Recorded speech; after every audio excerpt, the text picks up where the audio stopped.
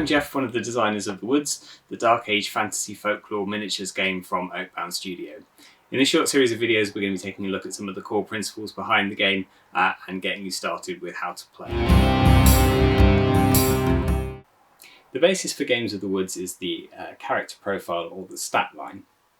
There are 5 core stats in the game, and these basically define what your character can and can't do. Now, there are other aspects. They might have skills, which are positive attributes. They might have traits, which are negative attributes, and they might have equipment. They might have other special attributes and abilities.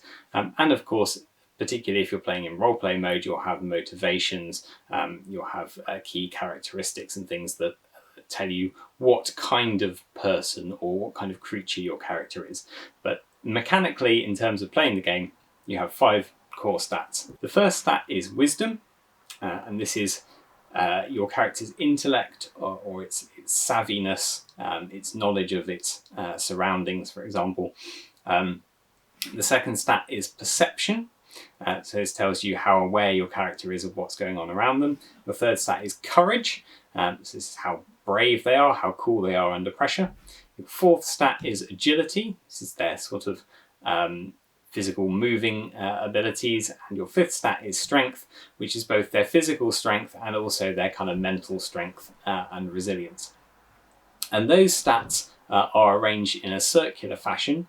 And between them, you'll find the secondary stats, which are made from adding up the 2 core stats either side of them. And it's the secondary stats that really come into gameplay. So your wisdom and your perception together gives you your charisma.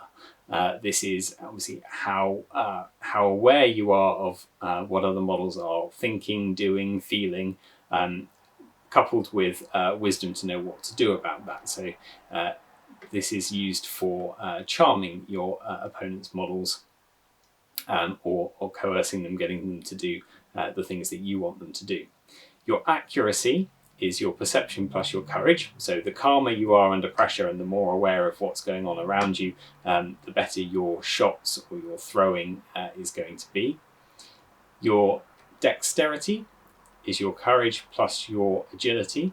So again, the cooler you are under pressure and the more athletic, acrobatic, is that the right word? You are, the more agile you are, the better a mover you're going to be. Your finesse is your strength plus your agility, and that's basically a fighting score that's used for calculating grapples. So you can be a good fighter either by being physically very strong or by being quite athletic. And then your presence is your strength plus your wisdom. So that gives you your kind of renown, which is used to command, to order your troops around, and also gives you a menace score, which we'll talk about a little bit later on. Now, in addition to these 5 core stats, you have an endurance. This is the amount of damage that you can take before you're knocked unconscious. And when you reach 0 endurance, you're not necessarily dead, but you're certainly out of the fight. You can be revived by a healer or by a fate weaver. But you're not going to be participating in the battle. But if you're reduced to -6 endurance at any point, because you can still take damage while you're down on the table, then you're dead and you're out of the game permanently. The structure of the game is in turns, activations, and actions. So a game turn is made up of all models on the table having their activation and performing actions. In addition to the core stats and secondary stats, each model will have a decisiveness and a stamina, and these are again based on your core stats. So your wisdom and your perception and your courage together gives you your decisiveness.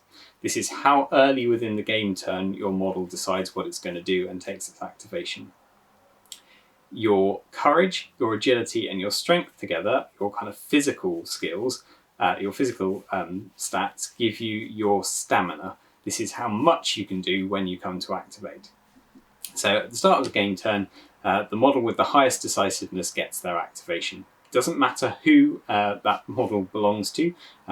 Everything is in order of decisiveness. If there's a tie break required, each turn, one of the players will hold a turn counter.